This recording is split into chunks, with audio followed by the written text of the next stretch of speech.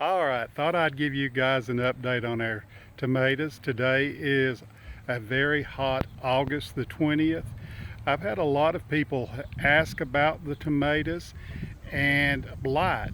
Well, thus far we've not had any blight. And you might say, well, why not?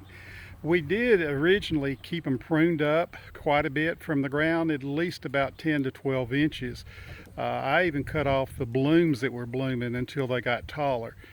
I know that blight and a lot of the diseases are spread from the ground, and we also found that if we keep that ground covered with mulch, that seems to help.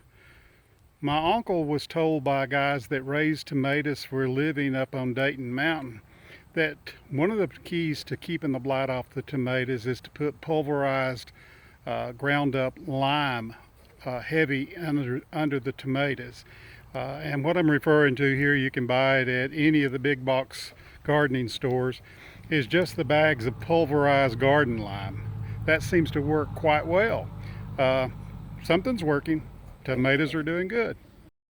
Said today's August the 20th, and this is our cattle panel that has some of our cherry tomatoes on it. Absolutely unbelievable tomatoes. I think our favorite is this one, is the little sunshine bumblebee tomato. They are just as sweet as they can be. We did have a lot of the blue cream, and unfortunately we'd never raised them before. So we kept waiting for the tomatoes to turn. Well, when they're ripe, they are green. You just have to feel to see if they're firm or if they're very soft. A lot of them just hung on the vines and rotted before we realized what we were doing. I guess that comes along with not reading the instructions on the seed packet when you get your seeds. We also raised a multifloral tomato. As you can see here, their bloom stalks are unbelievable. I wasn't even sure. This is the Maribel Blanche. I thought it might be a light colored tomato. It actually ripens into a pretty little yellow tomato. It's got a good taste as well. This cattle panel also has more cherry tomatoes on it, and we actually even planted a plant there in among the onions originally. The onions are pretty well gone.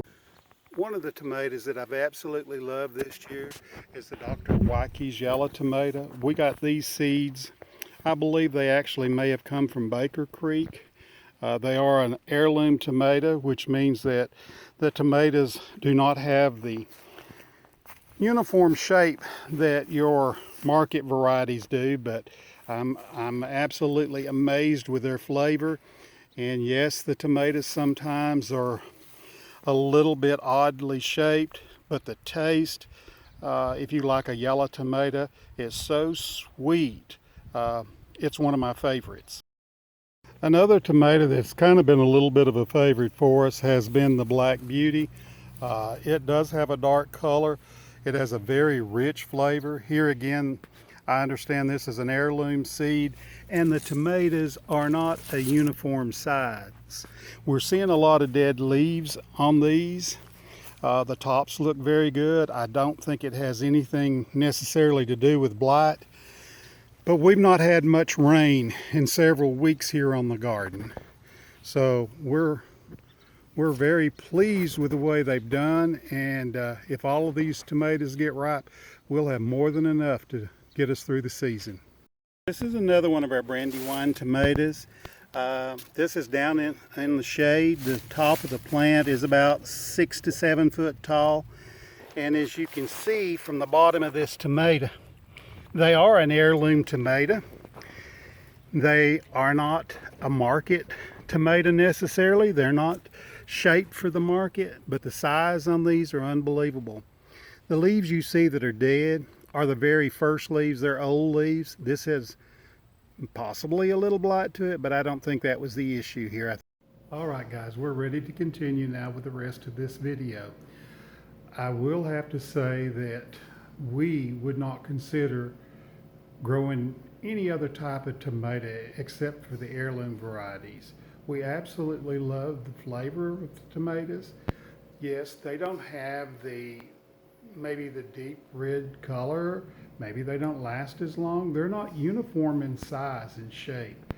But the flavor, you just cannot beat the flavor of an heirloom tomato.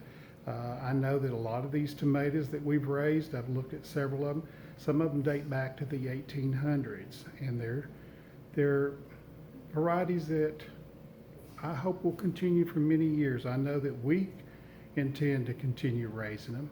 Now, the next few clips that you're going to see were actually done on August the 6th. I kind of wanted you guys to see what the tomatoes look like 2 weeks ago, because today when we shot the video it was August 20th, so that's about 2 weeks ago.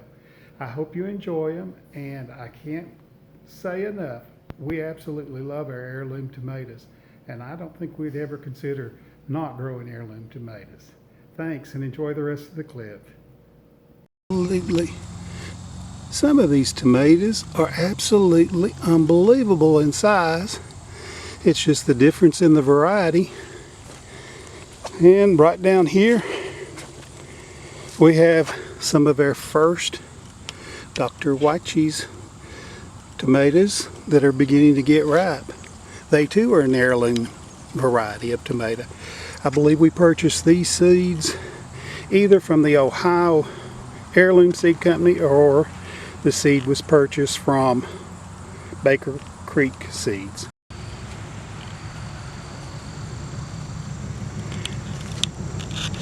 And we're finally beginning to see some ripe tomatoes here.